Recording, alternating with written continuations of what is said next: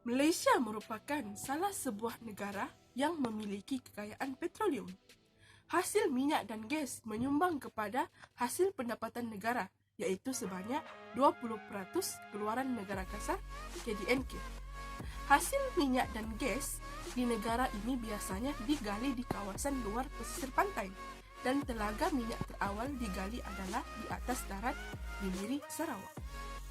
Terusnya adalah kawasan perindustrian minyak dan gas. Di Malaysia sememangnya terdapat banyak kawasan perindustrian ini dilakukan.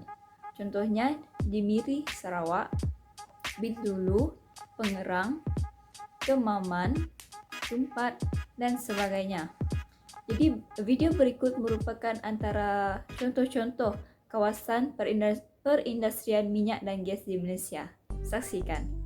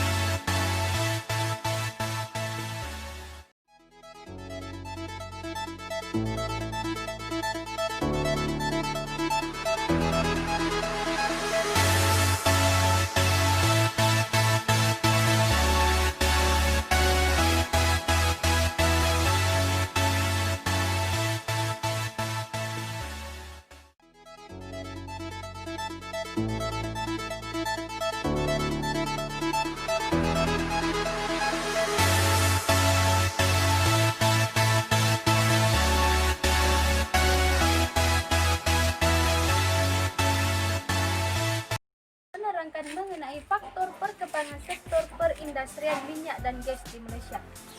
Faktor yang pertama adalah longgokan sumber semula jadi. Sumber semula jadi yang banyak seperti petroleum dan sumber asli yang lain menjadikan negara kita sememangnya beruntung.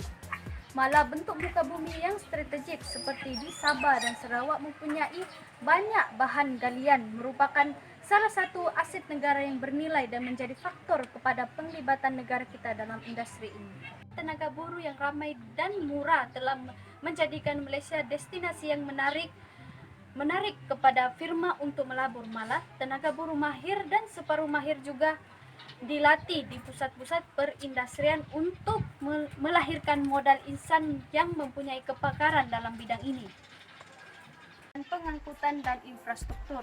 Penyediaan infrastruktur dan pengangkutan yang lengkap merupakan keutamaan kepada sebuah firma seperti kemudahan bekalan air, elektrik, pengangkutan sama ada di darat, udara, dan laut untuk memudahkan proses pengantaran barang.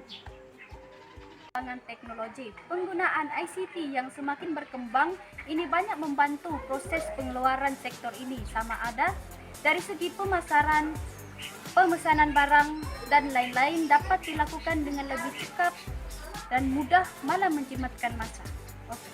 Oke, faktor yang terakhir adalah permintaan pasaran dunia. Malaysia menjadi lokasi strategik untuk industri minyak dan gas akibat permintaan dunia untuk minyak serta kemunculan pasarannya yang semakin mendapat perhatian di peringkat global. Okey, seterusnya kita pergi kepada isu-isu ataupun kes-kes yang berkaitan dengan kesan perindustrian minyak dan gas. Okey, yang pertamanya letupan besar ataupun kebakaran besar yang berlaku di Pangerang, Kota Tinggi Johor yang telah mengakibatkan dan telah meragut 11 nyawa. Okey, hal ini kerana bahan-bahan yang ada di sekeliling kawasan itu ataupun kilang petrokimia itu bahan yang mudah terbakar. Okey.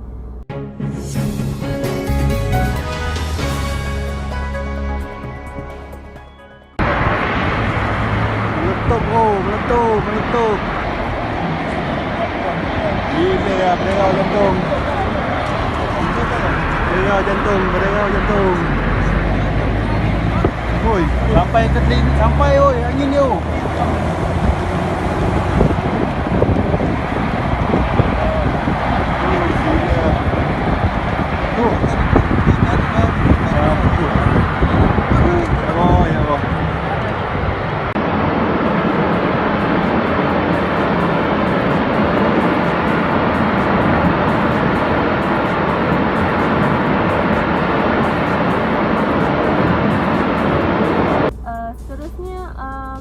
kita pergi kepada pencerobohan dan pengeboman ikan yang dilakukan berdekatan dengan pelantar-pelantar minyak. Okey, hal ini sangat bahaya, okey.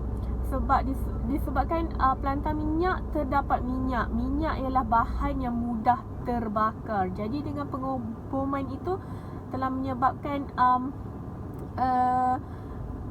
kawasan pelantar minyak itu meletup seperti yang dilaporkan oleh APMM Sabah. Okey. Seterusnya, kebakaran ataupun letupan besar kilang petrokimia ataupun loji penapisan minyak Petron di Port Dickson. Sebuah tangki di loji penapisan minyak di Port Dickson Negeri Sembilan terbakar petang semalam dipercayai akibat panahan petir. Difahamkan tiada kemalangan jiwa atau kecederaan dilaporkan setakat ini. Jurucakap Jabatan Bomba dan Menyelamat Negeri Sembilan berkata pihaknya menerima panggilan kecemasan pada kira-kira pukul 4.15 petang. Seramai 38 anggota dari Balai Port Dickson, Teluk Kemang dan Seremban 2 termasuk pasukan unit bahan berbahaya hazmat dikejarkan ke lokasi kejadian. Kebakaran membabitkan sebuah tangki minyak 10,000 liter. Kerja-kerja pemadaman masih dilakukan.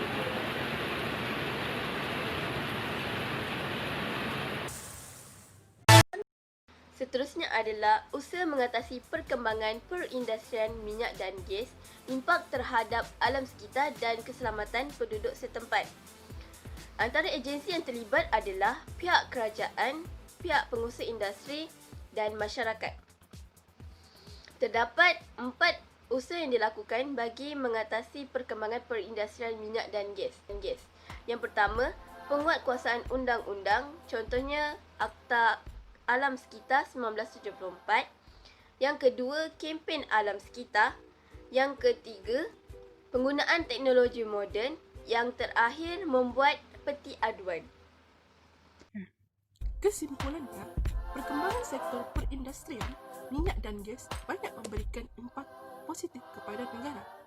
Namun, tidak dinafikan bahawa banyak juga kesan negatif akibat daripada perkembangan sektor ini, terutamanya kepada alam sekitar.